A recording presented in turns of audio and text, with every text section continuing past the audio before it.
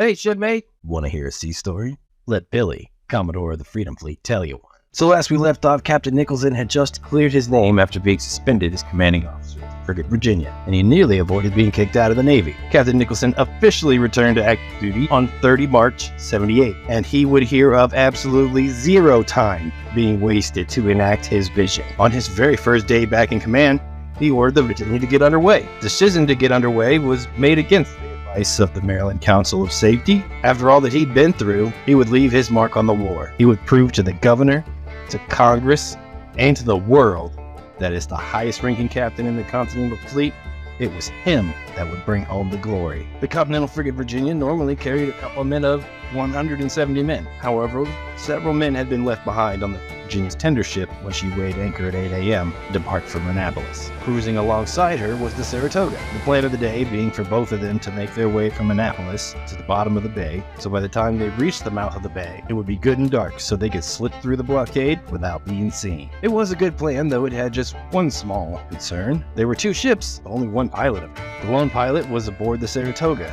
Instead of stopping to hire an additional pilot, Captain Nicholson would not be delayed due to a lack of manpower. You know, that one problem that had kept him in port for over a year and almost cost him his career. He would do the best he could with what he had. Local pilots make their living by taking the helm of ships and, hence the name, would pilot them through dangerous or unfamiliar waterways to a safe destination. Well, with only one pilot available, an impromptu plan was the Virginia would follow in the Saratoga's wake. As long as she kept her stem on the Saratoga's stern, easy day. This plan sounds well on paper, kind of like playing follow the leader through an active minefield.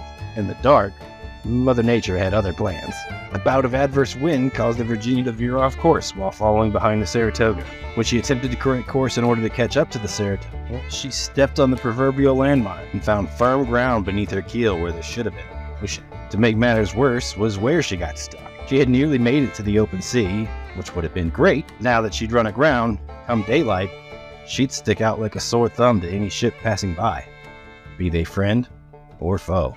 She was close to Cape Henry, on the Virginia side of the Chesapeake Bay. Adding to the catastrophe while attempting to free herself from the ground, she did move a bit, but only enough to beat herself repeatedly upon that ground, causing her to leak and take on water. In the same effort that beat her upon the ground, causing her to take on water, she lost her rudder. So when, and if, she did free herself, it'd be a very slow and tough voyage back to port for repairs rather than taking any prizes at sea. The Virginia was now a sitting duck. The War for Liberty needs you to do your duty.